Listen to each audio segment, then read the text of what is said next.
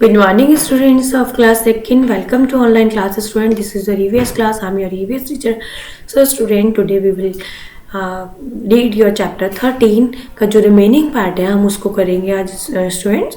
तो every student open your book और आपका जो chapter 13 में जो पेज आपका था ओपन कर लीजिए, पेज नंबर 75. ओके, तो चलिए हमारा आज का टॉपिक है हिल. हिल माने होता है, हिल माने क्या होता है स्टूडेंट्स? हिल माने पहाड़ी होता है. ओके, तो चलिए स्टार्ट करते हैं.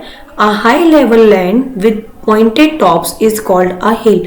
जो हाई लेवल की जो ऊंची जो लैंड होती है, जमीन होती है, विद पॉइंटेड टॉप हिल्स, जिसकी जो टॉप होती है वो पॉइंटेड होती है. इट मीन्स किस टाइप में? हाई लेवल, एक तो ऊंची होती है और उसकी टॉप पॉइंटेड होती है, यानी कि इस टाइप में, ये है ना.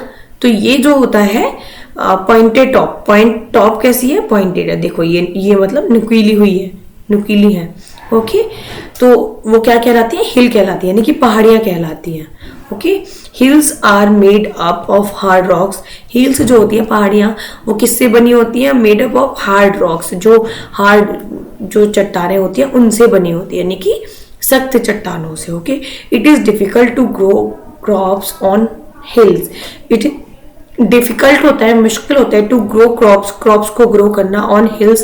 हिल्स माने पहाड़ी पे. Okay, hills are cooler than plains. Hills जो होती है पहाड़ियां वो कूलर होती हैं देन प्लेन. प्लेन जो होते हैं हमारे, जो प्लेन मैदानी भाग जो होते हैं, प्लेन जो समतल जो भूमि होती है उनसे क्या होती है?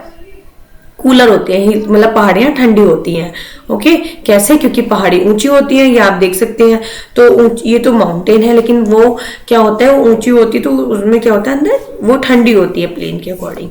नेक्स्ट है आपका टॉपिक माउंटेन. ओके, माउंटेन माने होते हैं, ये तो छोटी छोटी जो होती हैं, जो मैंने दिखाया था आपको, ये हमारी क्या होती है? छोटी छोटी सी पहाड़ी होती है. ओके, इतनी बड़ी भी नहीं होती है ये. लेकिन जो माउंटेन्स होते हैं वो बहुत ऊंचे ऊंचे होते हैं, ये इस टाइप में. ओके, तो जो माउंटेन्स होते हैं वो बहुत ऊंचे ऊंचे पहाड़ होते हैं, आपको भी पता होगा. तो पहाड़ी छोटी छोटी होती है. ओके, तो ये क्या होता है? Mountains. A very high heel is called a mountain. जो बहुत ही हाई हिल होती है, मतलब ऊंची ऊंची जो पहाड़ियां बहुत ऊंची जो होती हैं, वो क्या होती हैं? देखिए, आप देखिए, हिल ये होती है, माउंटेन ऐसे होती है.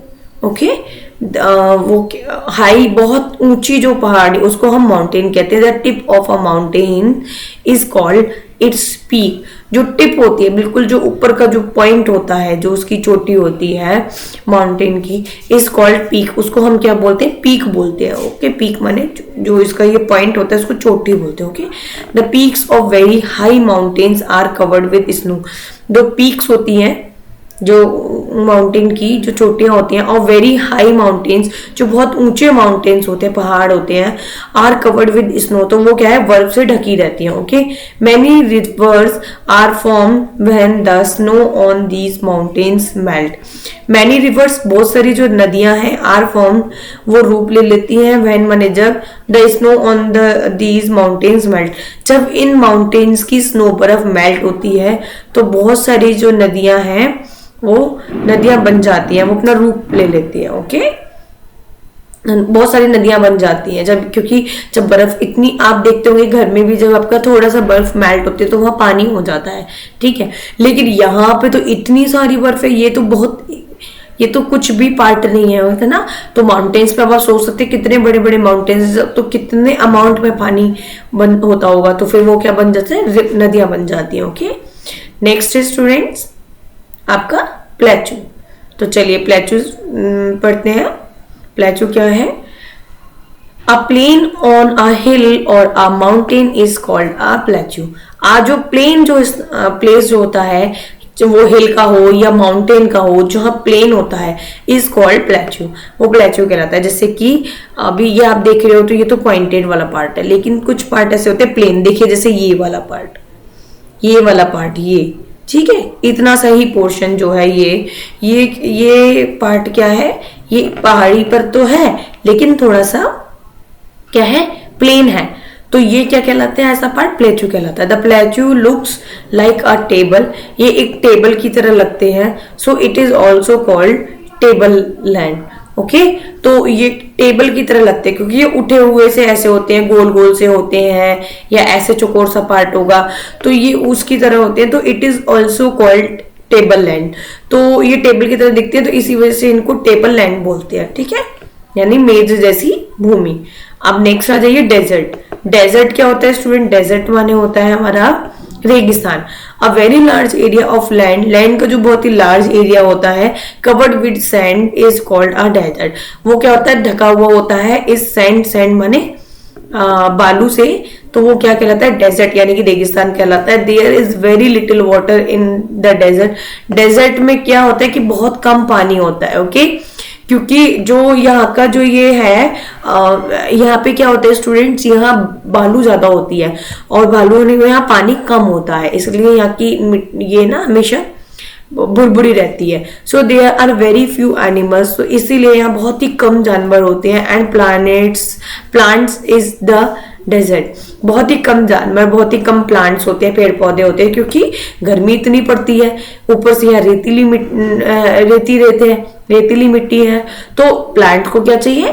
प्लांट को तो पानी भी चाहिए, पानी यहाँ कम है, गर्मी इतनी पड़ती है कि पौधा जल जाता है। यहाँ बहुत कम जानवर इसलिए होते हैं क्योंकि गर्मी इतनी होती है, एनिमल्स यहाँ रह नहीं पाते, उनके पैर जलते हैं, तो इसलिए यहाँ पे वो शेड भी नहीं मिलता उनको, क्योंकि यहाँ पे कोई इतना ज्यादा ग्रीनरी नहीं है, पेड़ पौधे नहीं है, ठीक है। तो इसलिए यहाँ पे पानी भी कम होता है, और पानी भी कम होने के संग यहाँ एनिमल्स और प्लांट्स भी कम है। ओके स्टूडेंट्स, तो अभी जो मैंने आपको ये रीड कराया आपको आई होप समझ में आ गया होगा। आपको इसको अच्छे से घर पे स्टडी करना है और समझना है। एक और चीज इसमें आपका माइंड ओपनर है, इसको भी एक बार देखते हैं। Do you know the most useful animal in the desert? क्या आप जानते हैं कि डेजर्ट में बहुत ज्यादा जो यूजफुल एनिमल है वो कौन सा है? तो कौन सा है स्टूडेंट? आपको पता होगा, वो है कैमल। ओके, कैमल जो है वो मोस्ट यूजफुल एनिमल है इन डेजर्ट में, क्योंकि कैमल ही इन डेजर्ट में, इन रेगिस्तान में चल पाता है। ओके, कोई और एनिमल्स यहाँ पे नहीं चल पाता है। ओके, तो स्टूडेंट आई होप आपको अच्छे से समझ आ गया होगा, आपको अच्छे से इसको रीड करना है। Okay, thank you.